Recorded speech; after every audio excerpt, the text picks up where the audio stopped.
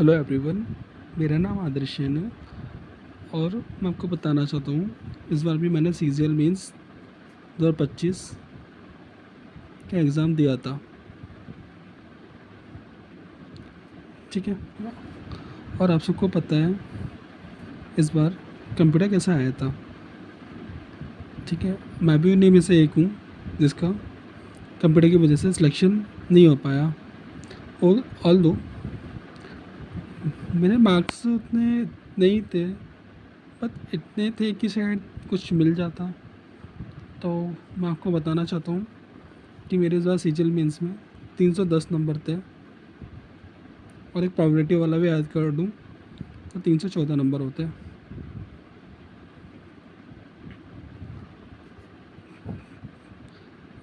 तो मैं कहना चाहता हूँ मेरे कंप्यूटर में कितने नंबर है। मेरे कंप्यूटर में 14 नंबर है। ठीक है। मेरा सिलेक्शन क्यों नहीं हुआ? क्योंकि मेरा भी EWS कैटेगरी है और मुझे सिर्फ एक नंबर चाहिए था कि नॉन सीयूटी कोई भी पोस्ट मिल जाती, मुझे टीए या यूडीसी कुछ भी मिल जाता, ऑडिटर जो भी है। बट सिलेक्शन क्यों नहीं हुआ? सिर्फ एक नंबर की वजह से। और मेरे जैसे कितने लोग होंगे जिनका सिलेक्शन नहीं हुआ कंप्यूटर की वजह से। 330, 340, इवन एक तो शायद 370 वाला भी है।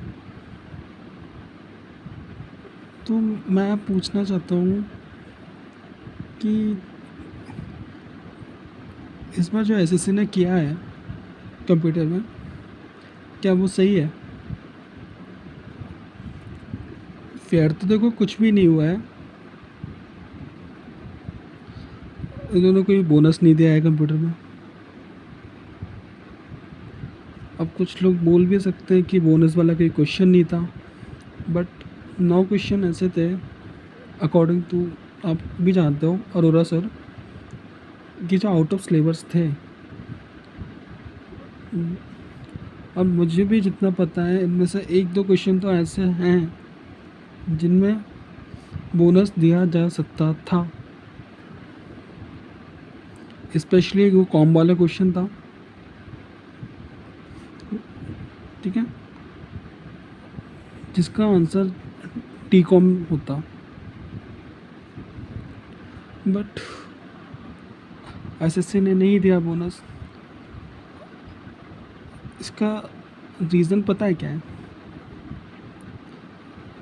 कुछ एसएससी की गलती है, कुछ स्टूडेंट्स की भी गलती मानता हूँ मैं, फ्रॉम माई साइड। क्यों?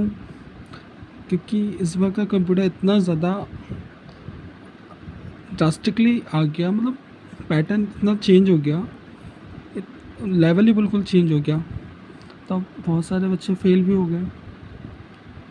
आई मीन फेल मतलब सीपीटी कट, नॉन सीपीटी की कट ऑफ पे क्लियर नहीं हो पाए बच्चा।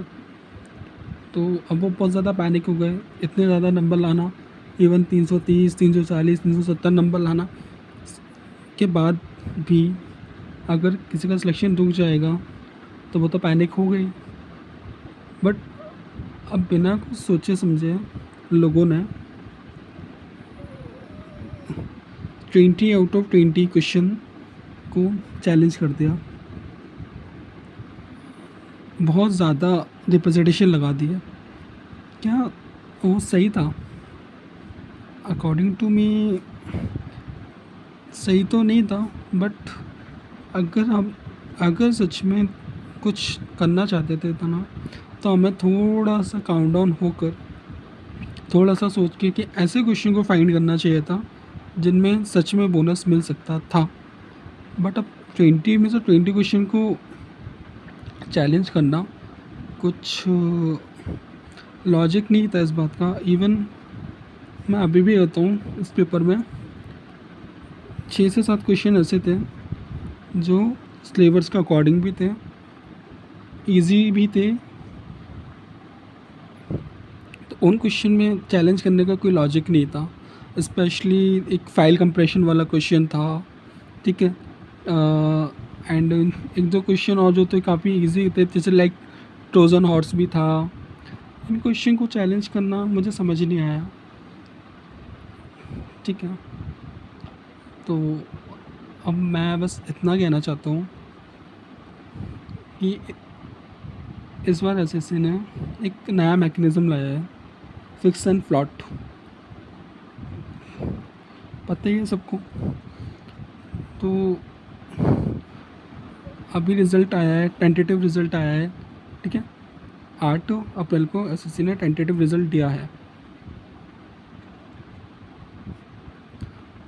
तो मैं मैं ये कहना चाहता हूँ, अभी जो रिज़ल्ट आया है उसमें लोगों को फिक्स एंड फ्लॉट करने के लिए भी अपने स्लॉट बुक करना था, बट जितना है हो सकता है कि कुछ लोगों ने अपना स्लॉट बुक नहीं किया हो, और अकॉर्डिंग टू एसएससी उन लोगों को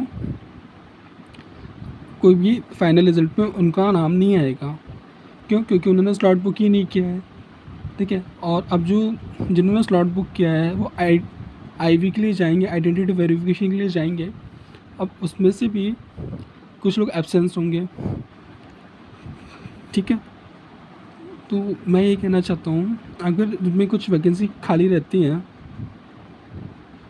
फॉर एग्ज़ाम्पल 400 वैकेंसी खाली रह जाती हैं, 400 से 500, जस्ट एन एग्ज़ाम्पल, हो सकता है इतनी ही हो या इससे कम भी हो सकती है। तो मेरा पास 2 सजेशन है एसएससी के चेयरमैन के पास। अगर वो इन वैकेंसी को फिल करना चाहते हैं, तो जिनका ऑलरेडी कंप्यूटर पास है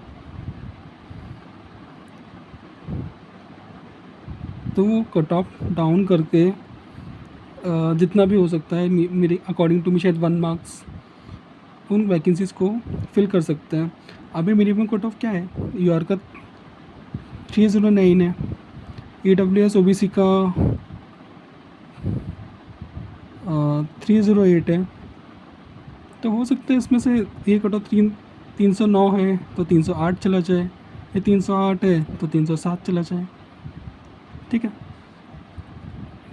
तो सारी वैकेंसी फिल हो सकती हैं एसएससी चाहे तो। और जिनको सच में नीड है, 2400 ग्रेड पे भी अगर मिलता है और जिन्हें सच में नीड है, तो उनके लिए तो अच्छा ही है ना। ठीक है, या फिर अगर एक दूसरा सजेशन है जिसके चांसेस बहुत कम है, 1% भी नहीं है, 1% कह सकते हैं। ठीक है, बहुत मैं सोच रहा हूँ इस बात को बोलूँ या नहीं बोलूँ, बट हाँ 1% चांस ये है। अगर चेयरमैन कट ऑफ कम नहीं करना चाहते हैं, तो दूसरा सजेशन है कि इसमें जो नॉन सीपीटी वाली पोस्ट है, I am not talking about CPT post. ठीक है, ये तो वैकेंट ही रहेंगी, बट मेरा जो सजेशन है नॉन सीपीटी वाली पोस्ट के लिए वो ये है कि अगर एसएससी फिल करना चाहती है इन वैकेंसी को, ठीक है, और ये कट ऑफ भी कम नहीं करना चाहती है, जैसे 309 यूआर का है, ये डब्ल्यूएस ओबीसी का 308 है, ऐसे कट ऑफ को कम नहीं करना चाहती है, तो मेरा एक सजेशन ये है एसएससी को कि वो जो नॉन सीपीटी कट ऑफ है कंप्यूटर का, उसे जस्ट 1 मार्क कम कर दे। जैसे कि यूआर में 70 मार्क्स कर दें, ईडब्ल्यूएस में और ओबीसी में, दोनों में 15 है ना, तो 14 मार्क्स कर दें, और एससी एसटी में और जो अदर हैं उन सभी में 11 मार्क्स कर दें। ठीक है, अब इस कट ऑफ से ऊपर जो हैं स्टूडेंट्स हैं, उन्हें एक अपॉर्चुनिटी दी जा सकती है बिना कट ऑफ को डाउन किए, कि जिनके इतने मार्क्स हैं कंप्यूटर में और इससे ज़्यादा मार्क्स हैं, तो उन्हें एक मौका दिया जाना चाहिए।